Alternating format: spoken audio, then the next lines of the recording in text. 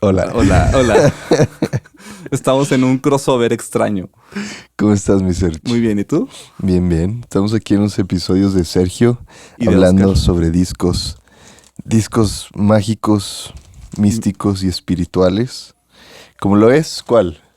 El disco cuarto de Led Zeppelin. Aquí Oscar lo está modelando. El detalle aquí de este disco es que, a diferencia de prácticamente todas las obras que son un disco, un LP, pues este disco no tiene nombre.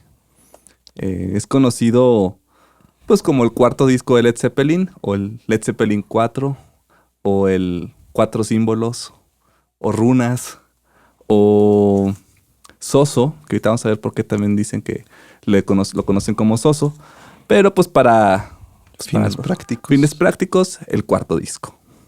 El cuarto disco de esta banda llamada Led Zeppelin. Ahorita me estabas recordando que dijera cómo conocí a Led Zeppelin. A ver, platícanos.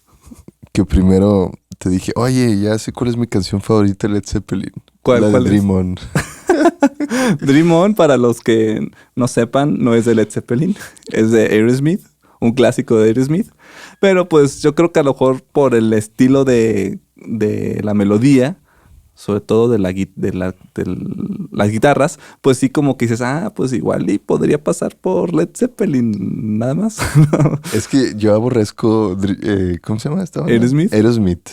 Pero esa canción es muy, muy Led Zeppelin. Ajá, y es muy buena. Y es que, fíjate que de Aerosmith, bueno, no vamos a hablar de Aerosmith, ¿verdad? Pero haciendo como que un pequeño paréntesis, Aerosmith pues tiene dos épocas. La época padre y la época no tan padre. Y la época no tan padre es la que conocemos más, la de los 80s para acá. Entonces la época padre es de los 70s y Dream On es de los 70s. Ok. Entonces... Pero cuéntanos, ¿qué es Led Zeppelin? Bueno, Led Zeppelin, corría el año de 1968, por ahí. 68. Hace 53 años. Había una banda, bueno, Led Zeppelin es una banda británica, pero es como que una continuación de una banda que ya existía antes, que se llamaba The Yardbirds. ¿The Yardbirds? The Yardbirds, que eran más como The de... Yardbirds. The Yardbirds, because it was more like a blues rock. Ok. Era más blues rock. Y Jimmy Page, el guitarrista de The Yardbirds, era pues... fue el único que quedó, de cuenta, se separaron. Y él dijo, no, pero pues yo quiero seguir en el grupo. Entonces voy a hacer mi New Yardbirds. Ok. Entonces, originalmente de Led Zeppelin se iba a llamar The New Yardbirds. Entonces él empezó a ver que, bueno, ¿cómo voy a armar la banda? Entonces le hice a un amigo de él, John Paul Jones, que es el bajista, tecladista y arma secreta de Led Zeppelin, que él ya era un músico de sesión. ¿Por qué arma secreta? Pues son como de esos que a lo mejor no son tan prominentes. O cuando piensas en la banda, no piensas en ese... Como cualquier bajista de cualquier Como banda. cualquier bajista.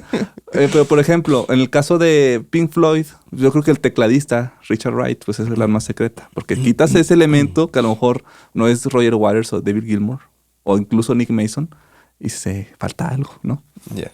Los Beatles, George Harrison. O sea, como que el que no sobresale tanto, pero si lo quitas, es como que algo Porque falta. en los Beatles, si quitas al baterista, pues no pasa nada.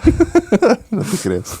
No te creas. No te- Como si lo fuera a ver. Entonces, bueno, ya junta a John Paul Jones, que es el bajista, tecladista, multiinstrumentalista, ¿no?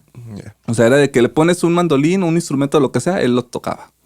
Órale. Y era de que, bueno, pues nos falta un vocalista y un baterista. Entonces dan con Robert Plant, el vocalista, y es de que tienes una voz acá medio blucerona, pues te unes. No.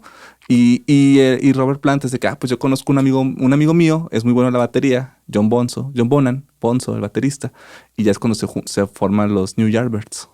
Ok. Entonces estaban así tocando y todo, y y entonces ya Kid Moon fue el baterista de The Who, escuchando o sea, ellos escuchándolos tocar, fue de que, oigan, es que suenan bien potentes, como si fueran un Led Zeppelin. Entonces Ok. fue de que, Led. Entonces para ya hacerlo como que más, sonara más padre, le quitaron la A y ya fue de que Led, como los focos, Led Zeppelin.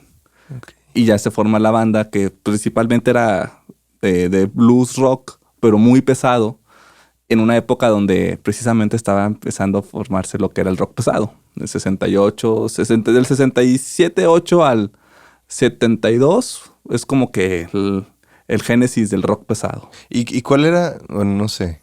Quería preguntarte, ¿cuál era como...? Porque todo movimiento de música ha tenido un porqué, ¿no? Ujú. ¿Cuál es el porqué del movimiento del rock pesado? Es que fíjate que no sé muy bien, pero como que haciendo como que atando cabos. En los 60s, pues inició con el rock and roll cincuentero, ¿no? Y pues a mitad de esa década, pues empezó a haber mucha mezcla de muchos géneros, folk, pop, rock, psicodélico. Y pues y de ahí surgió como que ya lo que eventualmente fue el progresivo. Pero en el 68 hubo como un revival del rock and roll, del rock, del blues. Entonces, como que Quizá por los movimientos estudiantiles, ¿no? Que los probablemente. jóvenes eran como lo más importante en esa época y armaron Ajá. revoluciones y protestas y los Al- aniquilaron. a lo mejor.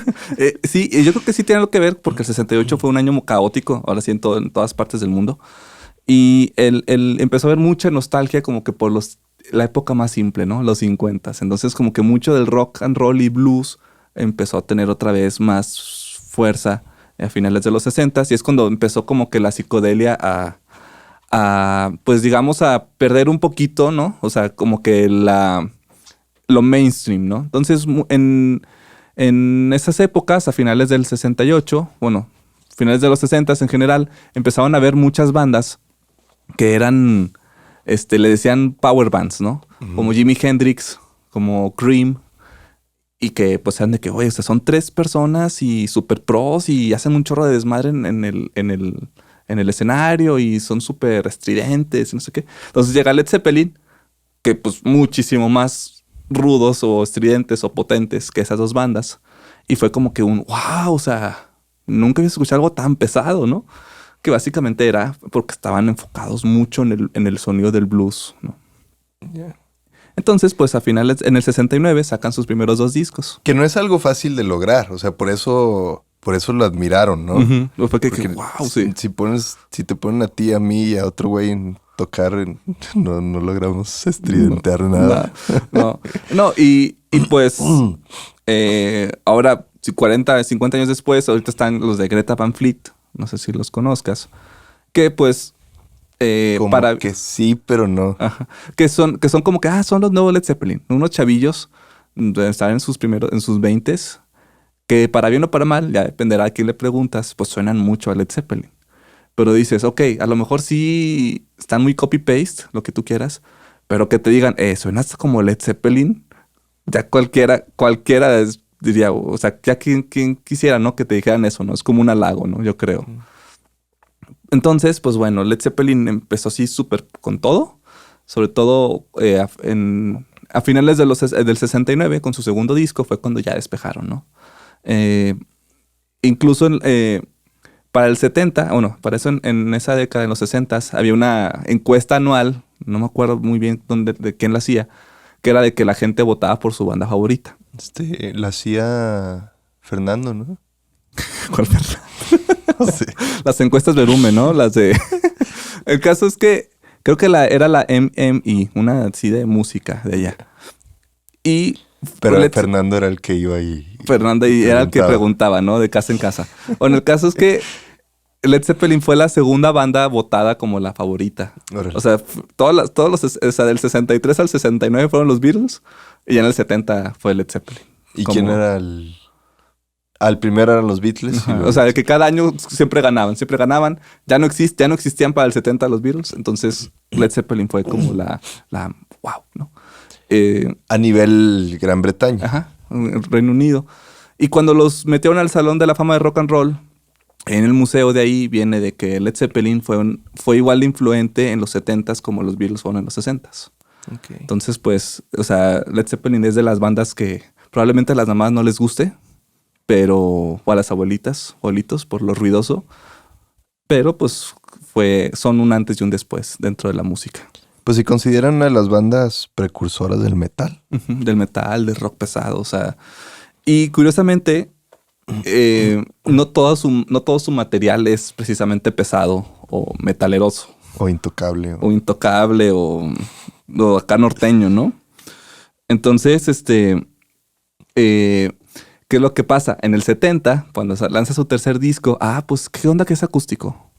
Entonces a mucha gente no le gustó que fuera, digamos que la mitad del disco acústico. Okay. Algo curioso, porque desde el primero y el segundo disco tenían canciones acústicas, pero era una de 9, y aquí era como la mitad. Entonces mucha gente se sacó de onda. Como por ejemplo, ¿cuáles venían? Las más famosas del tercer disco es Immigrant Song, que sale en todas las películas, había así por haber prácticamente, que no es precisamente acústica. Pero hay otras como por ejemplo That's the Way, Tangerine, otra que no sé cómo se pronuncia, Brown, no me acuerdo cómo se llama, Brown You Are Stomp, algo así, que es de una cabaña, no sé si se pronuncia así. Entonces eran canciones acústicas. Entonces el primer lado era pues más pesadón y el segundo era más tranqui, más, digamos, rural. Porque se fueron a un rancho a grabar, ¿no? Okay. A una casa rural. Bueno, rural en inglés, de Inglaterra, ¿no? No literal rancho como aquí, pero bosquecitos. Ya. Yeah. Entonces, pues, ¿pero por qué? O sea, mucha gente no le gustó. Dijeron que ya estaban acabados. Lo cual, pues, fue como que, ¿qué onda? Entonces deciden otra vez irse a otra cabaña, a otro campo. Pero con más ruido. Pero con un poquito más ruido. Y empieza el génesis del cuarto disco. Decidieron no ponerle nombres, no ponerle nada, o sea, que no hubiera absolutamente ninguna pista de que era de Led Zeppelin, porque querían que la música vendiera, no ellos. Yeah. Entonces por eso no tiene nombre. Y fuera de esta etiqueta que está aquí, no se va a apreciar mucho tal vez, que dice el cuarto disco de Led Zeppelin, porque esta es una reedición, no tenía ninguna pista. E incluso cuando lo abríamos más bien, pues no hay nada más que el ermitaño. No sé si primero hablamos del disco y luego del arte. Sí, ¿no? Sí. No. Entonces, pues se fue a una cabaña en Inglaterra con el estudio móvil de los Rolling Stones, que realmente era un estudio móvil, era un vagón, así como esas vans para ir a acampar, pero adentro traía unas consolas de grabación. Entonces, durante esa cabaña, estuvieron ahí un rato, se fueron a hacer cuenta prácticamente a acampar y grabaron lo que fue su obra máxima, su obra maestra, ¿no? Considerados por muchos su mejor disco, el cuarto disco, donde viene una pequeña canción que probablemente todo el mundo lo ha escuchado, que se llama Stairway to Heaven, que precisamente habla, según Robert Plant, el que escribió la letra, habla de una mujer que te quita todo y se va. Pero de una forma muy, muy poética. Esto venía originalmente y nomás viene la letra de Stairway to Heaven y ya. Ya. Y de hecho no dice en ningún lado Led Zeppelin. No, nomás son estos símbolos que luego se hicieron muy famosos, representativos de Led Zeppelin. Sí, parte de, bueno, para ese entonces, pues ya Led Zeppelin pues estaba como que asociado con lo ocultismo, precisamente porque a Jimmy Page, el guitarrista, pues le encantaba todo eso. Entonces, él es fan de no sé, de este Crowley, ¿o cómo se llama? Aleister Crowley. Crowley. Entonces él es fan estudioso de él. Y pues ya la banda tenía esa aura como como digamos, peligrosa, ¿no? Precisamente por el fanatismo de... Pues yo me acuerdo cuando estábamos chavos, esa canción era de las búsquedas de YouTube que tenías que hacer. Por los supuestos mensajes, ¿verdad? Sí, Stairway to Heaven backwards. Era lo que siempre buscábamos. Y venían muchas que sí decías, no mames, sí dice cosas, pero seguramente eran arregladas, ¿no? Ajá, no, y de hecho sí dijeron que no, o sea, no tiene nada que... O sea, porque tú ponte a pensar, o sea, ¿quién se va a poner a hacer una canción para que al revés tenga sentido una cosa, ¿no? Entonces coincide, y también yo me acuerdo cuando estaba con eso a principios yo creo en el 2006, 2007, cuando empezó todo esto de YouTube. Y dije, a ver, vamos a ver. Entonces canciones así random, empezaba así a voltearlas. Y pues tu mente realmente es la que construye el mensaje, ¿no? Cuando son así como que, sí, dijo agua. Pues no, o sea, hay unos que sí, obviamente, sí lo notas. Por ejemplo, hay uno de Pink Floyd en el The Wall. No me acuerdo cuál canción es. Creo que es en la de Waiting for the Worms, no me acuerdo. Que ahí sí pusieron un mensaje, backwards. Ok. Que dice, encontraste el mensaje. Algo así, ¿no? Entonces, pues bueno, este disco consta de 8 canciones. De hecho, yo creo que todas son muy buenas, o sea... Perdón, también dime. decían que le habían vendido el alma al diablo, ¿no? Pues es que sí. O sea, ya con todo eso del super éxito que tenían, el hecho de que fueran súper pesados, el hecho de que hubiera como que este aura de misticismo, de misterio en la banda, pues empezaban a surgir muchos rumores, ¿verdad? Yo creo que era más explícito Black Sabbath.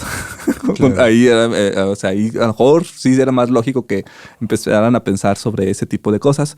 Sin embargo, pues Led Zeppelin realmente no habla mucho de eso. O sea, hay un meme, no sé si lo llegaste a ver, que es una gráfica así de un círculo, que así dividida así como de pastel, que una parte decían los temas de los que hablan las canciones de Led Zeppelin. Una parte decía hobbits, otra parte brujos y magos, vikingos, frutas cítricas, y luego amor y sexo, ¿no? Okay.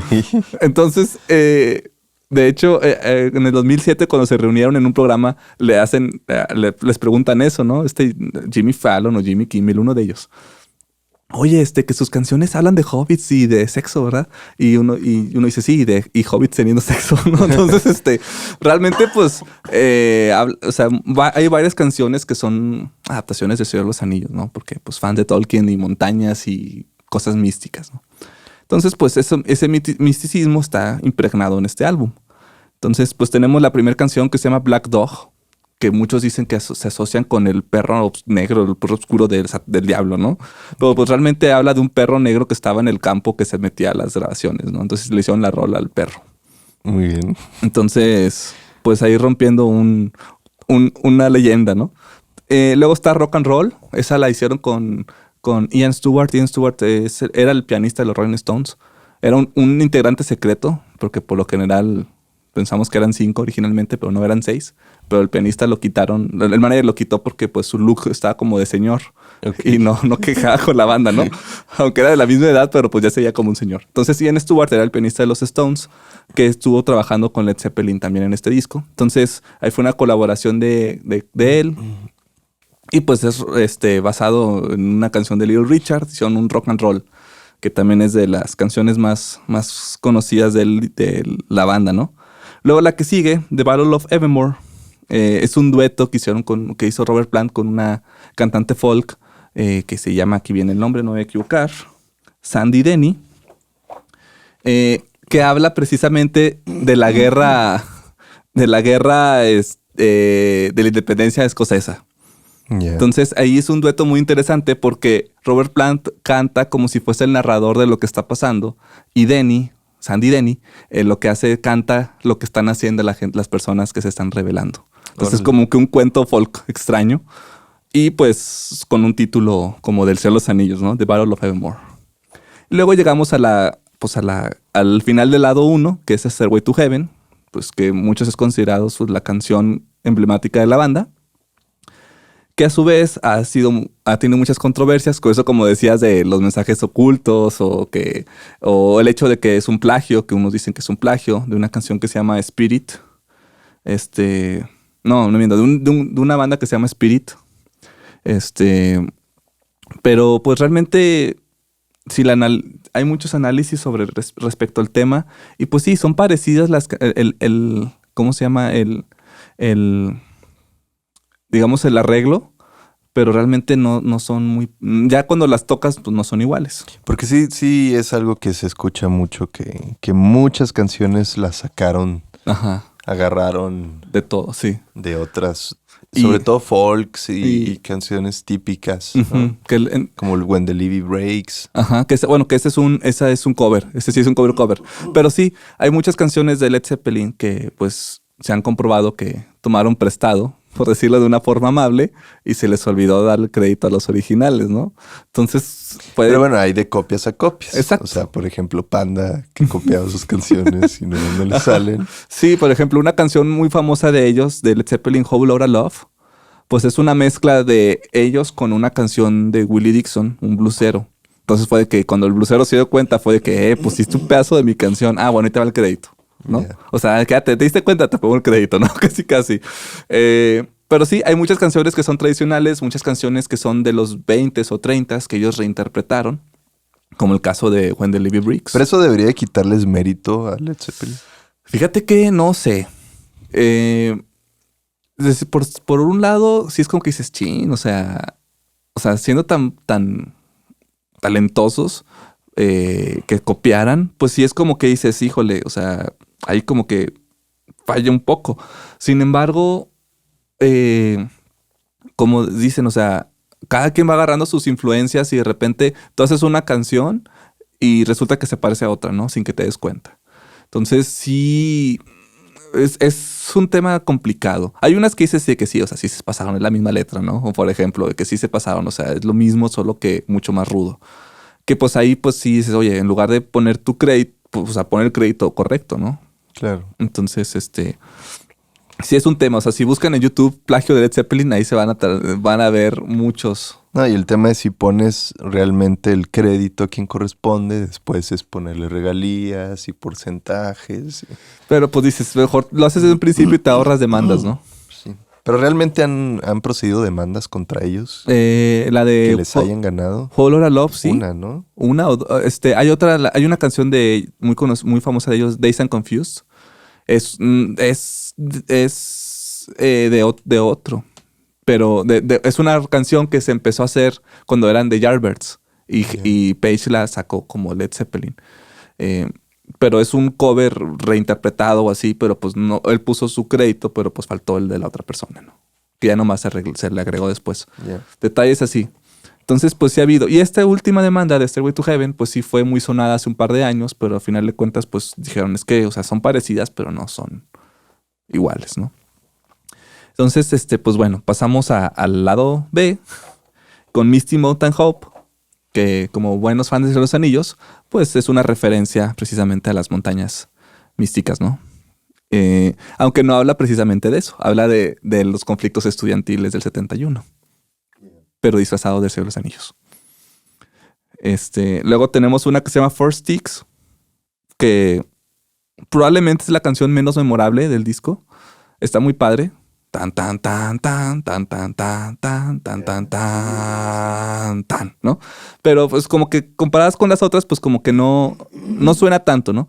Y aquí... Pero es de esas que siempre hay en los discos que tú lo escuchas el disco y lo escuchas y de repente un día algo pasa que le pones atención a esas canciones que generalmente te pasan de largo y dices, ay, güey, están bien buenas, ¿no? Ajá, y esa se llama Four Sticks porque Bonzo... No quiero saber por qué. Si ellos son 4 y son hombres, no quiero saber por qué se llama Four Sticks. Bueno, no de hecho es algo súper más, Lo estoy proyectando. mucho más inocente. Ok. Era porque Bonzo tocó con 4 baquetas la batería para que sonara potente. Y ya. Nada perverso. No, yo estoy de pervertido con ellos. Luego tenemos Going to California, que yo creo que es como la canción más bonita del disco. De hecho, estaba un día con Raúl, estábamos ahí en el carro hace varios años y salió esa.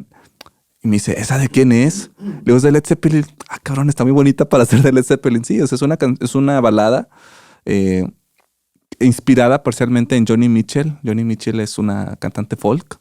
Se cuenta como Bob Dylan, pero es su equivalente. Pero Bob Dylan, en cuanto cantante folk representativo de hombres, Joni Mitchell es la cantante representativa folk de mujeres, ¿no? O sea, eran así el tú por tú. Y pues ellos fans de Joni Mitchell hicieron como una clase de homenaje a ella. Entonces habla sobre California, sobre los terremotos en California y sobre encontrar a la mujer ideal. Pero basándose en el estilo de Joni Mitchell. Entre un terremoto. En un terremoto, en la falla de San Andrés. Y bueno, pues termina el disco con When the Levee Breaks, la que mencionabas. Rolón, sí. Un rolón brutal, épico, que es un cover de una canción de los 20s. Sin embargo, aquí lo interesante es el sonido imponente, ¿no? O sea, de la batería, que algo muy sonado es cómo la grabaron. Que era de que ahí en la cabaña en donde estaban, pues era de que buscar la acústica adecuada para que sonara así mamastrosa, ¿no? Entonces lo que hicieron fue poner la batería abajo de las escaleras para que se creara un tipo de eco. Y en las escaleras colgaron unos micrófonos. Y esos micrófonos los conectaron a una máquina de eco para que sonara con mucho eco y mucho reverb, ¿no? Entonces, si quieren hacer canciones con baterías mamastrosas e imponentes, pónganse abajo de una escalera y cuelguen micrófonos. Deberías de poner marcadores en el video para poderle pausar, ir a escuchar la canción y luego regresar al video. De hecho, porque ahorita la estoy repasando en mi cabeza.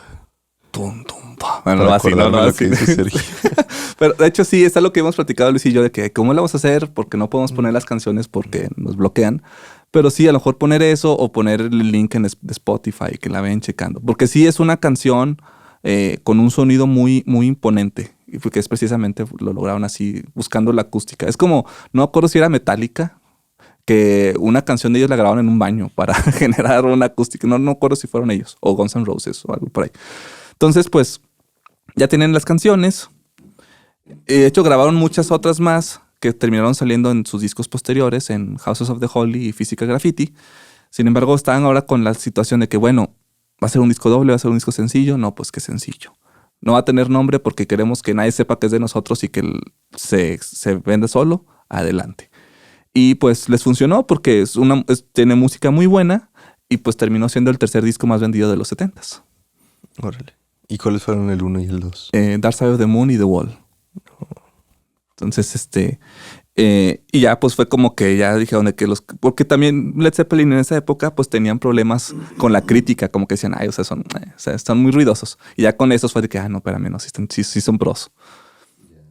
Y ahora sucede que cómo le iban a hacer con lo de las runas y todo el arte, ¿no? Entonces, como es un disco campirano, y así como místico, pues Robert Plant tenía esta pintura que la compró en una tienda de antigüedades y fue que, bueno, vamos a poner esta que es como una pintura rural de un señor cargando unas ramas y entonces fue de que, bueno, vamos a buscar como que hacer una contraparte con la parte de la ciudad y en la contraportada es una ciudad y si abren la portada, pues es como la transición de algo rural a la ciudad, ¿no? Pero una ciudad tampoco así súper Nueva York. Ajá, así. no. O sea, es como sí tiene verde. Ajá, es como del countryside de Inglaterra. Bueno, también es que hablamos The countryside of England, the British countryside. Entonces, pues así está la cosa. Y la gente realmente no sabía quién era Led Zeppelin hasta que veían en la etiqueta del disco que viene Led Zeppelin con 4 símbolos, porque realmente el disco no tiene nombre. Y cada símbolo o cada runa, no sé si runa tenga un significado específico. No son runas. Pues dicen que son...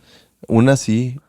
Es que unas son inventadas y unas son reales. Mira, si mencionas a Aleister Crowley, estos 3 circulitos se refieren a precisamente su religión, que es la telema. ¿Cuáles 3 circulitos? Ok. Este es celta, es un nudo celta.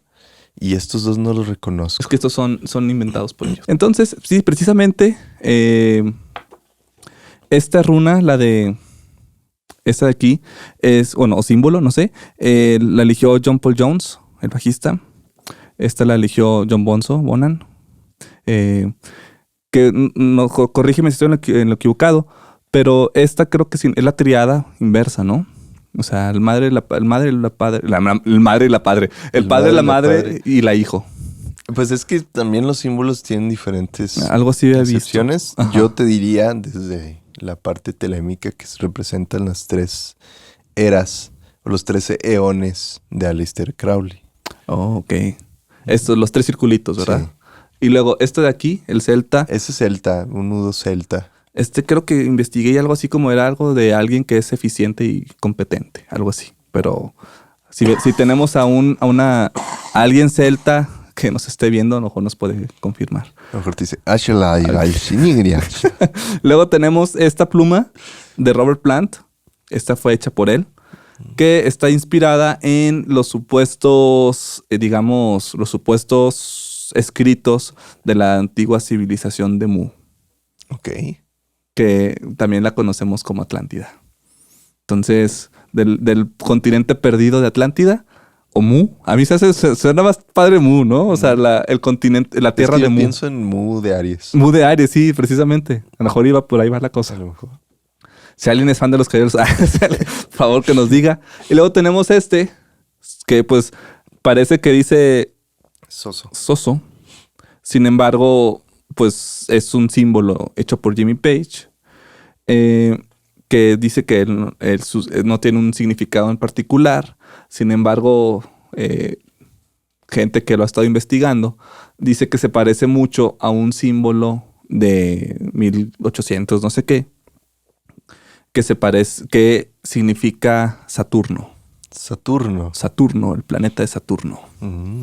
Que no sé si en la astrología creo que es el planeta de Capricornio, ¿no? Creo.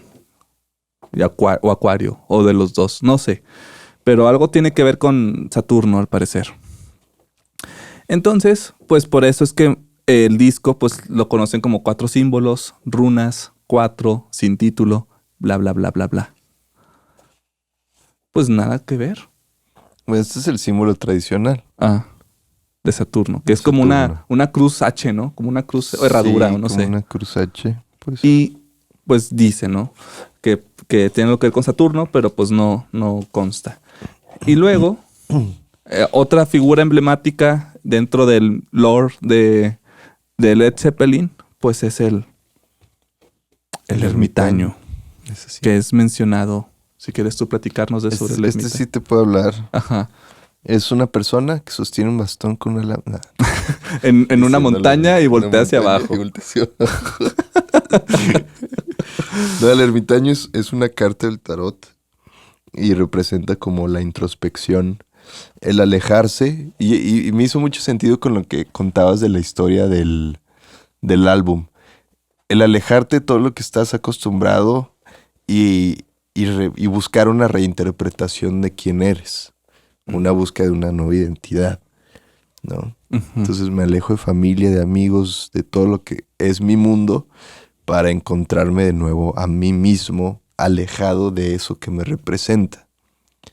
Ok. Entonces, pues por lo que decías de este disco, es una forma de haber hecho eso. Es un ermitaño, ¿no? De Led Zeppelin. Se alejan de todo, del ruido y de lo acústico del 1, 2 y 3. Y se encuentran en una nueva definición de lo que es Led Zeppelin, ¿no? Ok, muy interesante. Y de hecho el ermitaño es mencionado en la canción de Stairway to Heaven. A ver, cántanosla. No. 8 minutos cantando la de Stairway to Heaven. Bueno, para encontrarlo... Bueno, aquí está. There's a sign on the wall. No, there's a sign on the wall. There's a feeling I can get to west. The voices of the... No.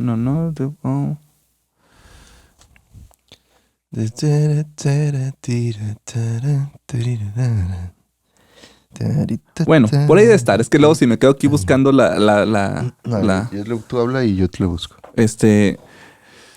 If there's a bustle in your head grow, don't be alarmed now. It's just a spring clean for the May Queen. ¿Quién es la May Queen? ¿Quién sabe?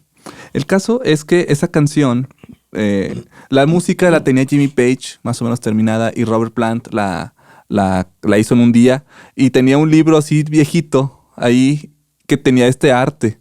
Entonces fue que, pues estaría padre como que replicar el arte del libro viejito y poner la canción de Stairway to Heaven. Y básicamente Stairway to Heaven puede que sí sea como que algo choteada la canción, o sea, mucha gente, pues, de hecho ya hasta ellos mismos es como que ya, o sea, hay más canciones. Sin embargo, esta canción resume prácticamente el disco. Es acústico, es rock, es eléctrico pesado Y ahorita que mencionabas eso de la cuestión de lo ermitaño, lo que se me olvidó decir al inicio es que ellos cuando se fueron a la cabaña esa, en el countryside de Inglaterra, pues fue de que se alejaron, o sí, como tú dices, se alejaron por completo de todo. O sea, no tenían ni con qué embriagarse, ni con quién estuvieran acompañándolos, ni nada. Y básicamente era de que se iban al campo a despejarse y regresaban al estudio a componer. Bueno, a la casa a componer y a grabar. El estudio lo grababan utilizaban el estudio móvil de los Rolling Stones, que era un camioncito. Entonces, pues por eso tiene como que esta vibra como de montaña o de que lo podría escuchar en una cabañita, ¿no? El álbum. Precisamente porque es pues porque se hizo así, ¿verdad? Ando aquí también buscando. Oye, pues no encuentro exactamente No, es que bien, la palabra ermitaño, pero... Es que es algo de que... No dice ermitaño tal cual. Habla de una persona que está con una señal en un... Pero bueno, and as we wind on down the road, our shadows taller than our soul, there walks a lady we all know, who shines white light and wants to show. Que irradia luz blanca y quiere enseñar cómo todo aún se transforma en oro. Eso es muy místico, alquímico. Y si escuchas con atención, la tonada va a venir hacia ti al fin, cuando todo sea uno y uno sea todo, ser una piedra y no rodar. Algo. Para más traducciones de canciones, favor de contactar a Oscar Troyo. Oscar Troyo Traducciones. Sí, de hecho, es que también, o sea, tiene como que tanto simbolismo la canción, que a lo mejor por eso se ha interpretado de muchas maneras. Sin embargo, pues, Robert Plant dice que trata de una mujer que te quita todo y se va. Entonces, pero aquí está muy místico. Sí, te digo, realmente, no sé en qué parte es. O sea, es una frase, o sea, porque el ermitaño eventualmente vuelve a salir en una película de Led Zeppelin, en un concierto. Entonces, que es un concierto donde luego pusieron secuencias de cada uno. Y hay una escena donde sale el ermitaño. Entonces el ermitaño se vuelve una figura importante dentro de todo el misticismo de la banda. Quiero leer algo que me gustó mucho. Sí, hay dos caminos por los cuales puedes ir, pero en el camino largo o en la vía larga, aún hay tiempo de cambiar el camino en el que estás. Qué bonito. O sea que no importa qué camino elijas, puedes acomodarlo conforme vas en él. Es medio como de trova, ¿no? La canción casi. A lo mejor eran Pero padre. trovadores. A lo mejor es precursor de la trova. Estamos viendo ya muchas suposiciones. Y hay un trovador que nació... Nada que ver. Pero pues es como que el camino se hace el andar, ¿no? Prácticamente. Exacto. Golpe a golpe. Beso a beso. Y así. Pero bueno, para finalizar... Quiero hacerte una pregunta antes de cerrar. Dime. ¿Por qué crees que siendo o habiendo sido tan importante en Gran Bretaña, aún no llegó al nivel, como a permear al nivel de Beatles y Rolling Stones en Latinoamérica, por ejemplo? No sé. Es algo muy curioso porque yo creo que tiene mucho que ver con la cultura. Porque, por ejemplo, a lo mejor voy a contestar esto con otra banda, Queen. Queen ahorita, pues es rarísimo que alguien en cualquier parte del mundo diga que no conoce a Queen o no ha escuchado una canción de ellos o que no les guste, ¿no? Sin embargo, cuando ellos estuvieron, cuando estaban activos todos, no nada más Roger Taylor y Brian May, realmente ellos pegaron fuerte en Inglaterra. En Estados Unidos, pon tú que en los 70s un poco y ya. O sea, realmente no trascendieron mucho y en Inglaterra son de los más vendidos de la historia de habidos y por haber. Y no fue sino hasta mucho tiempo después, cuando ya como que tuvieron el break mundial, Mercury cuando estaba enfermo, él decía, es que no quiero que se sepa que estoy enfermo porque la gente va a comprar nuestros discos por lástima. Entonces, yo creo que es algo cultural o algo regional. Porque si bien la música es universal, a lo mejor hay ciertos temas o ciertas melodías que se encajan en ciertas partes, ¿no? de las regiones del mundo. Yo creo que va por ahí, porque ya ves que en América Latina, y sobre todo en Argentina, pues están los rolingas, ¿no? Los que llegaron a ser subculturas, los rolingas los rolingas. Entonces. Y los de los Beatles, no me acuerdo cómo se llamaban. Pues no sé si haya. Bueno, sí. ¿En Argentina? Me acuerdo que era como una pregunta: ¿eres rolinga o eres bitlero? No sé si era bitlero la palabra, pero sí había algo así. Pero no había un Zeppelinero o un Pink Floydero. Yo creo que tiene mucho que ver con el estilo de música. Que los Stones y los Beatles, pues tienen ahora sí estilos y géneros y temas muy universales. Y Led Zeppelin, pues su estilo y sus letras, pues son un poco más de nicho, ¿no? De hecho, Queen, cuando hablemos de Queen. De nicho hinojosa. De nicho. De hecho, cuando hablemos de Queen, eventualmente vamos a hablar de Queen, pues su inicio era muy Led Zeppelin. O sea, las primeras canciones, los primeros discos de Queen son así, hadas y magos y cosas acá, nada que ver con lo que estamos todos familiarizados. Entonces, contestando tu pregunta, yo creo que es por eso, por las cuestiones de la región. Distribución, ¿no? También puede ser, pero es como hay veces que no sé, alguien en Estados Unidos son súper wow y en otros países no. Y a veces ¿cuántos no sabremos de super pros o super clásicos en Europa que aquí nomás no? O que batallaron mucho en lograr pasar la barrera cultural, social, geográfica. Claro. Y yo creo que en el cine es igual, ¿no? Sí. Yo creo que tiene mucho que ver con el nicho al que vas, sea Hinojosa o sea González. Pero bueno, yo creo que ahora pues la recomendación de este capítulo, igual va a estar el link en Spotify por si quieren escuchar este hermoso disco, el cuarto disco de Led Zeppelin, con la letra de Stairway to Heaven, que aquí no se alcanza a apreciar, pero sí es como si fuese como un libro antiguo inglés.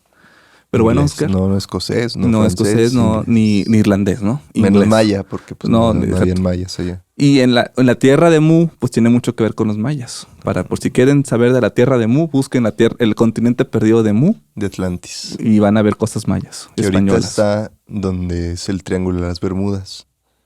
Sumergido. ¿Es ahí? Entonces por eso se pierden los barcos, porque no quieren permitir que detecten la tierra de Mu. No sé.